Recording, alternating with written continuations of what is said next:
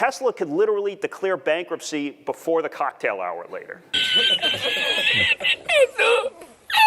Hey, this is Warren Redlick. Let's talk about why the Tesla bears are silly, wrong, hilarious, and hilarious. This will be a fun video, and it gets more fun as we go along, so strap yourself in. Before we get started, I'd like to thank Bradford Ferguson of Halter Ferguson Financial and my many other Patreon supporters. Patreon supporters get early access to my videos and exclusive content, and they help make this channel better. They're helping improve the technology and everything else. And they make it easier for me to pursue the content I think is more meaningful. Please check below in the description for a link. Tesla bears are so cute sometimes. This is going to be good. Are you ready? Let's go! There are three main themes that we see over and over again in the Tesla bear story, the TSLAQ story. The first and most common theme we see is the competition is coming. Yes, the competition is coming. I'm going to crush that one later in the video. We'll have some little bits of it along the way. Fundamentally, it's based on a myth, and it's not only a myth in the Tesla bear community, it's actually a myth in the Tesla bull community too. People keep talking about the electric vehicle market as if there's an electric vehicle market and a regular vehicle market. And the reality is that everyone who buys a Tesla, with rare exception, used to own an internal combustion engine car. Anyone who buys a Tesla in the future probably owned an internal combustion engine car at some point. Other electric vehicles do not compete so much with Tesla as that all electric vehicles compete with the rest of the market. Tesla already has competition. The Tesla Model S has been competing with the Mercedes S-Class for a long time. The Tesla Model 3 has been competing with the Toyota Camry and the BMW 3 Series and the Audi A4 and the Lexus this. The Model Y is competing with mid-level SUVs. The Model X has been competing with luxury SUVs.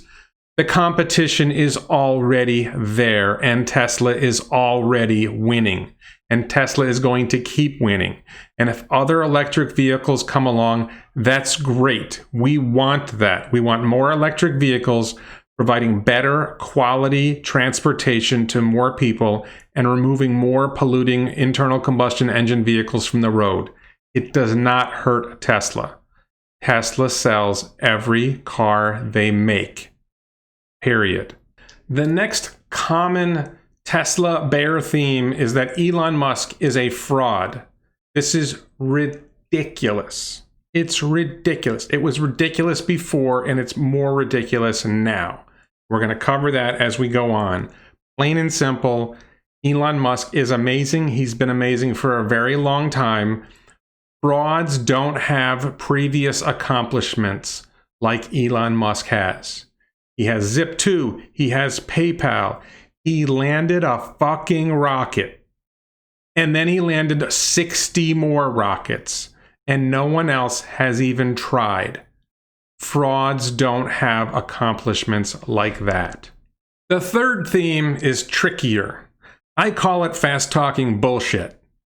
Gordon Johnson is the prime example of it. The bears speak very quickly, and they rattle off a bunch of stuff that doesn't really make any sense if you take time to unpack it, but they just keep going and they don't give you a chance. Gordon Johnson is the master of this, and fortunately he keeps losing money. There are certain key figures in the TSLAQ, Tesla Shorts, Tesla Bear community. The most prominent shorts are Mark Spiegel, Jim Chanos, and Gordon Johnson. There are also journalists like Russ Mitchell of the Los Angeles Times and Charlie Grant of the Wall Street Journal. And there are others, including Edward Niedermeyer.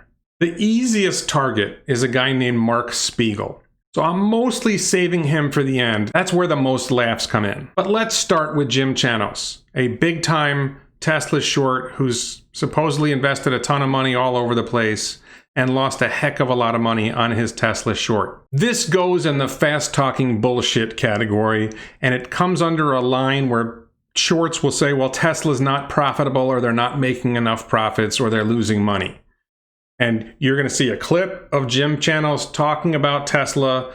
They're going to lose money, and then you'll see a follow-up clip with the results that you probably already know. An important thing is in the Chanos clip, The share price that's shown is before the 5-to-1 split. And I put some text on the screen to show you what the share price then corresponds to today, because the second clip is the current post-split pricing. We are still basically maximum short Tesla. It's still one of my favorite positions. Nothing's changed in my viewpoint here. This is a car company. It will lose money again this year. We've got a beat on the top and the bottom line for Tesla. The earnings per share coming in at 76 cents a share. That's why you see the stock popping right now. That is well above the expectation of 57 cents a share. Next up is two separate clips of Gordon Johnson, the king of fast-talking bullshit. He's going to drop a whole bunch of stuff, and a lot of it's nonsense. And you have to almost watch it 2 or 3 times to pick up on the nonsense he talks about. He drops the competition theory, which they keep talking about, and the competition keeps not coming. And then he'll talk about, oh, the profits aren't there, it's not enough profit, Elon's getting too big of a share package, regulatory credits. This is the current popular theme of them is, oh, they're getting money from regulatory credits. So fucking what? They're making money from regulatory credits. They're not going away. This whole theory that the regulatory credits are going away, Zach Kirkhorn said at the Q2 call that they expect regulatory credit revenue to rise, not fall. These guys are pulling shit out of their ass. They don't know what the hell they're talking about. But this, listen to Gordon Johnson, this is fast-talking bullshit. The issue is last year you had the first 100% battery electric vehicle car with over 200 miles of range. This year you have 4 more entering the market. Next year you have 10 more. So I think as competition enters and you see a slowdown in Model S and X sales and potentially Model 3 sales as that competition enters, I think you're going to get some guys starting to shade or fade the stock, if you will. If you take out the credit sales, they lost about $66 million excluding credit sales. But if you also adjust for Elon Musk's stock-based comp, that's a one-time charge as well. So credit sales one time, Elon Musk stock comp one time. So if you adjust for both of those items, they did about 10 cents in earnings this most recent quarter. So if you annualize that, that's 40 cents. At $450, that means this stock is trading at over 1,000 times on a P to E basis, price to earnings basis. No stock in any technology exchange is trading at that level. What that means is investors are saying they're going to grow earnings every year on an annualized basis at CAGR at 1,000%. Year to date through the third quarter, European EV sales, excluding Tesla, are up 106%. However, Tesla's European EV sales are down 14%. So the market up 106, Tesla down 14. So 9. In China, essentially their sales have stayed flat since May at about 11,000 cars. And now they're shipping cars made in China to Europe because there's not enough demand. That was supposed to be their growth market. It is a car company. At some point it comes back to, can they make the cars and make money off the cars? And if they generate the Model 3s and they can actually turn it cash positive, these things will take care of themselves. That's it. If they can just make cars, make profits on the cars, these things will take care of themselves. And we can already see that they are taking care of themselves. And the Tesla short, Tesla bear, TSLAQ story is dying a mercifully painful death. Let's enjoy it while we can. Next up, we've got Edward Niedermeyer, who is the young guy in this interview. These guys talk about Elon Musk as if he hasn't accomplished anything special. Oh, you landed a rocket. Such a big deal. What if I made a hole-in-one? Would that make me an expert in everything? They minimize the accomplishment, and it's completely ridiculous to compare a guy who hits a hole-in-one. Lots of people have hit holes in one. Pretty much every professional golfer and most college golfers and many other golfers and friends of mine have hit holes in one. There's only one person who's ever led a company that launched an orbital rocket booster that put something into space and brought the orbital rocket booster back down for a landing.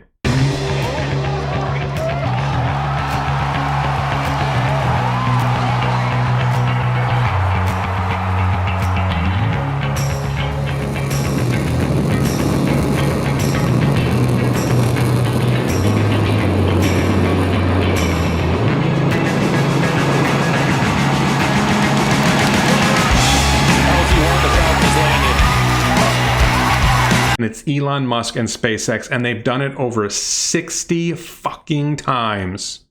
And no one else has even tried. No, not Blue Origin. They didn't do an orbital rocket booster. They just did a pogo stick. Okay, I love Jeff Bezos. I'm excited for what Blue Origin's doing. They're not at SpaceX's level. They're not even close. So making this comparison, what SpaceX is doing, launching an orbital rocket booster, sending something up into space and bringing it back down is like throwing a pencil over the Empire State Building out to Long Island, having it fly back and land on the other side of the Empire State Building on a fucking dime. That's an accomplishment. Hitting a hole-in-one is great. You get to have a beer afterwards. This is different. Yeah, well, you see the same thing with Elon Musk, right? Yeah. People have this belief in him as this almost prophet-like character, and there's this very bizarre transitive property that makes no fucking sense to me, where he's like, well, he made a rocket land. Yeah. It's like, okay, hang on. Let's unpack that. It's impressive, right? But not relevant. Right. Yes. Like, it's like being like, but he juggled chainsaws. Right. It's like, well, that doesn't mean he can program a fucking GPS. Well, it's like if a neurosurgeon pitches a TV show, they're like, this guy's clearly smart. It's like, at something else. I bet if I got a hole-in-one, I would just, anytime anyone questioned me, ever, I'd be like, I got a hole-in-one once. Yeah. Have you ever done that? Yeah. So yeah, that was December 21, 2015. And no one has even tried since. That's not hitting a hole-in-one. That's not juggling fucking chainsaws. That's not a neurosurgeon. There's lots of fucking neurosurgeons. Okay? It's great stuff. It's not the same thing. And yes, it is relevant. It's engineering. Engineering drives SpaceX, and engineering drives Tesla, and engineering drives Neuralink, and engineering drives the Boring Company, and engineering is a critical thing that makes our world a better place. Talking your ass off like I'm doing now, or like they were doing in the studio, doesn't accomplish shit compared to people like Elon Musk and his teams who make amazing things happen. I think the most frustrating for me is the journalists. The journalists. Russ Mitchell of the Los Angeles Times and Charlie Grant of the Wall Street Journal have been pretty consistently critical and skeptical of Tesla and pretty negative. And I like Russ Mitchell. I think Charlie Grant's a pretty good journalist, but it's really frustrating to watch their pathetic coverage of Tesla. They just completely miss it. They buy into the Tesla bear, Tesla short story, and they repeat it. And they don't consider the good side of Tesla. They just almost let it wash over. So this right here from the Los Angeles Times, you can see this article that Russ Mitchell wrote, referring to Tesla's insane stock price, a market gone mad. That was the headline. If you dig into the article, there's this moment where Mitchell says, it's hard to see Tesla as a rapid growth company, see chart. And you look at the chart, maybe you see that Tesla went in 2 or 3 years, more than doubled its value. It's hard to see a company as a growth story when it's more than doubled in value. It's hard to see a company as a growth story when they're going from 1 factory to 4, when they're going from 1 continent to 3, and it's hard to see them as a growth company. You know, it's like, I feel like people like Mitchell, like I genuinely think this guy is a good guy and he's just misguided. It's like, how do you not see a growth company when it's going from 1 smaller factory to 4 more productive factories, from 1 continent to 3 continents? When you see the massive growth, how do you not see it? At some point, he got invested in the theory that Tesla was going to fail, and then it didn't, and he can't let it go. And Charlie Grant is similar. I didn't find any great examples to show you with Charlie Grant, but it's the same problem. He's convinced that there's something wrong with Elon or there's something wrong with Tesla, and he can't see it. So that's frustrating. But let's get into some fun. So the last guy I want to show you is Mark Spiegel. He's probably the king of outspoken Tesla bears, Tesla shorts. Here he's speaking in May 2018 to a investor conference talking about short selling. And he gets pretty much everything he says wrong. There's a whole bunch of, here's the competition coming. A massive number of long-range electric cars will soon be on the market.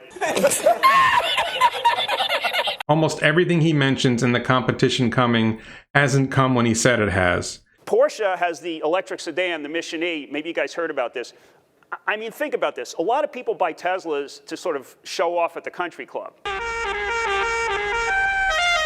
back there! What do you think you're doing? Get off of here! You pull up in your Tesla, and this guy pulls up next to you in the new electric Porsche, you feel like a total schmuck. The next weekend, you're at the dealer. Get me out of this thing. Get me one of those. That's what's going to happen.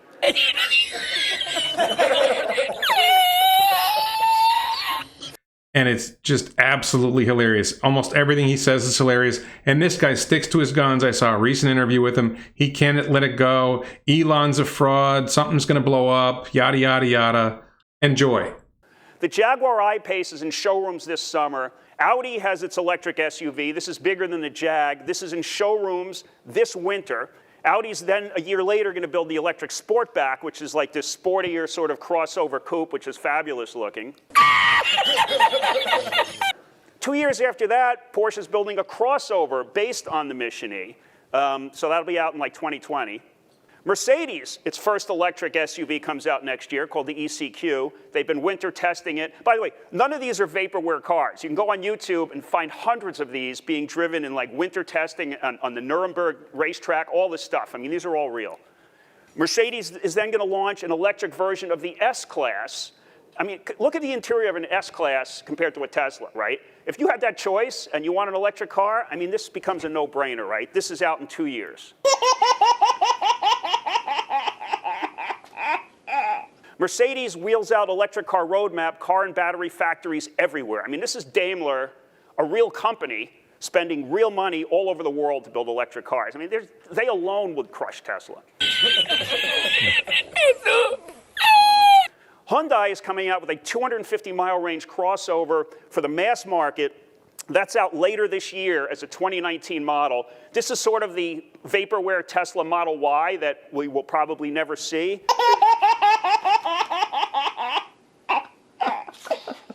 And believe it or not, even the Bolt has taken away from Tesla sales. Volkswagen, this is a 2-year car, a 300-mile sort of crossover for $30,000.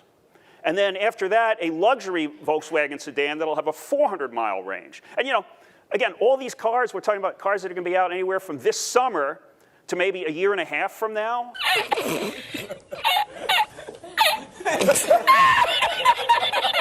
And people own Tesla, they're like, oh, I'm buying it for the year 2030, right? But they're not forward-looking enough to see something that's going to be out in 6 months, 8 months, whatever, which is just absurd. You know, what the hell is, it doesn't make any sense what you said. BMW is going to export the iX3 electric crossover. They're building it in China. They're going to send it to Europe and the US. This car's out in 2 years. I can hear you, I'm sorry. I'm way too long. I'm sorry. So you had a question about the internet? Hey, buddy. China's BYD tops global electric car production for 3rd year in a row. Familiar with BYD, which is also on the West Coast. I think they're ramping up production of their electric vehicles. Warren Buffett owns 10% stake in that. Why do you laugh? BYD is trying to compete. Why do you laugh? Have you seen their car? Tesla uses a small cylindrical cell that, because it's expensive to assemble into packs, has been obsoleted by new, larger format cells. That's one of the things I mean by them now being on trailing edge in technology. Plus, many car makers and suppliers are investing in solid-state batteries that by the mid-2020s will completely obsolete lithium-ion batteries in Tesla's Gigafactory. But what about battery storage? That's the real Tesla opportunity, right? And it was all because they did this Australian battery deal, which got all the press. They did that deal guaranteed at a huge loss.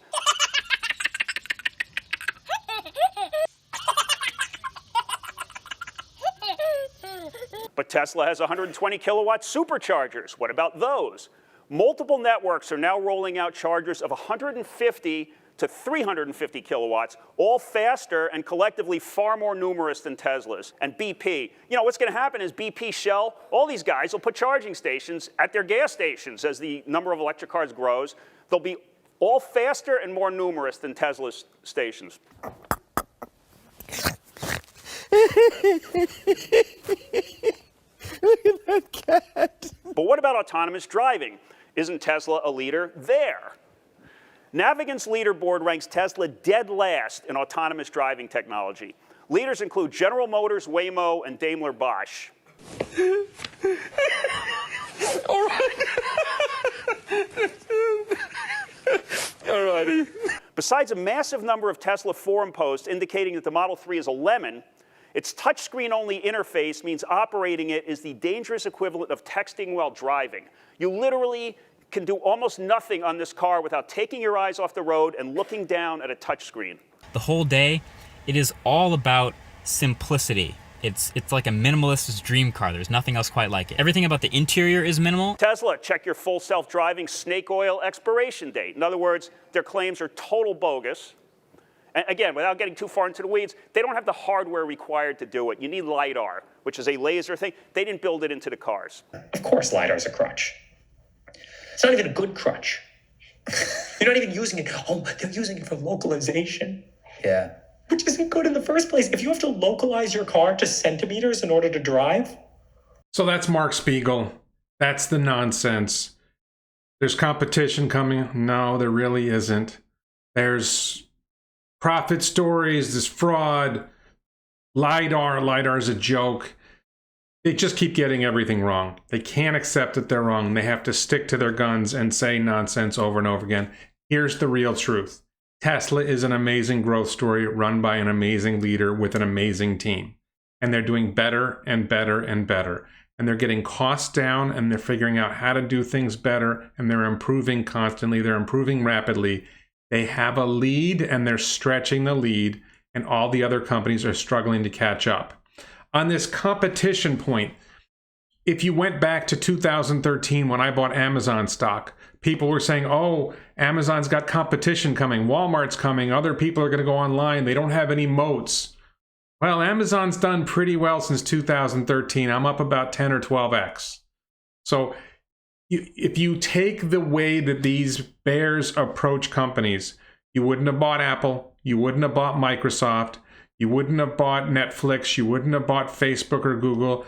I've made a lot of money on a lot of those companies because I look to the future.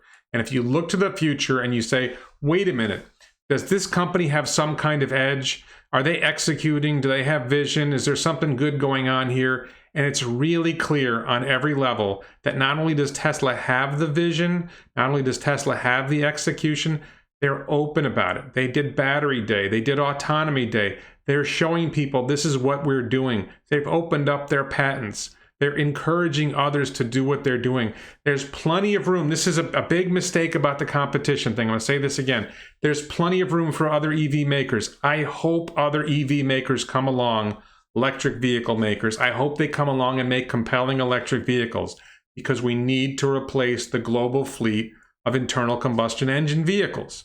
They're polluting the air. They make cities like Beijing difficult to live in because the air is so dirty. Millions of people die from respiratory illnesses because of internal combustion engine fumes, because of diesel fumes.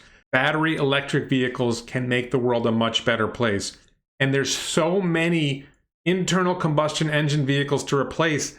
There's plenty of room for more. I hope Porsche comes up with a better Taycan. I hope Volkswagen's ID3 and ID4 do succeed. Because they're not replacing Teslas. They're replacing internal combustion engine vehicles. There's 2 billion of them to replace. In my dreams, Tesla will make 20 million or 40 million or 50 million a year. Plenty of room for others to come along and make electric vehicles because if they manage to make 50 million a year, it would take 40 years to replace the global fleet. So we got plenty of room for others to come in and make great EVs. Go for it.